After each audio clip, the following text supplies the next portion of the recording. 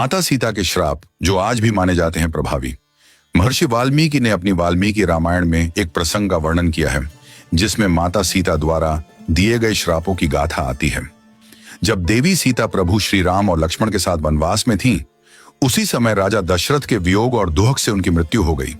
इस समाचार से व्यथित होकर माता सीता ने 5 तत्वों को श्राप दिए: फल्गु नदी, ब्राह्मण, गाय, कौवा और तुलसी का पौधा। राजा दशरथ की मृत्यु का समाचार मिलने पर श्री राम, लक्ष्मण और सीता बहुत दुखी हुए। अपने पिता की आत्मा की शांति के लिए उन्होंने फल्गु नदी के किनारे श्राद्ध करने का निश्चय किया।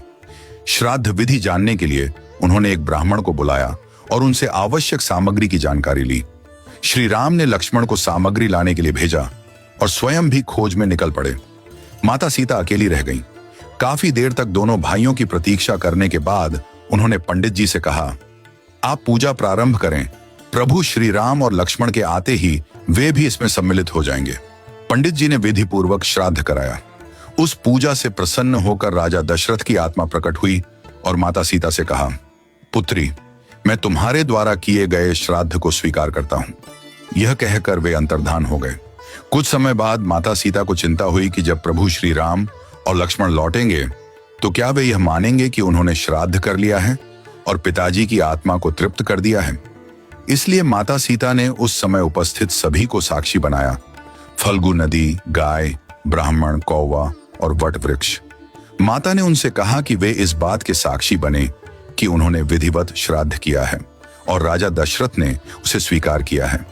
जब श्री राम और लक्ष्मण लौटे, माता सीता ने उन्हें सब बताया, किंतु उनके पूछने पर गाय, ब्राह्मण, फल्गु नदी और कौवे सभी ने यह कहकर इनकार कर दिया कि उन्होंने कुछ नहीं देखा। केवल वट वृक्ष, बरगद ने सच बताया। इस पर माता सीता अत्यंत क्रोधित हुई और उन्होंने इन सभी को श्राप दिया। फल्गु नदी को श्राप दिया कि वह सतह पर सदैव सूखी ही दिखाई देगी, भले ही उसके नीचे जल बहता हो। ब्राह्मण को श्राप दिया कि चाहे उन्हें कितना भी दान मिल जाए, परंतु उनकी लोभ वृत्ति समाप्त नहीं होगी और वे सदैव दरिद्रता से घिरे रहेंगे। गाय को श्राप दिया कि वह हर घर में पूजनीय तो होगी, लेकिन उसे दर दर भटक कर लोगों का झूठा अन्न खाना पड़ेगा। कौवे को श्राप दिया कि वह सदैव झगड़ कर ही अन्न प्राप्त करेगा। तुलसी को श्राप दिया कि वह कभी भी गया की मिट्टी में नहीं उगेगी।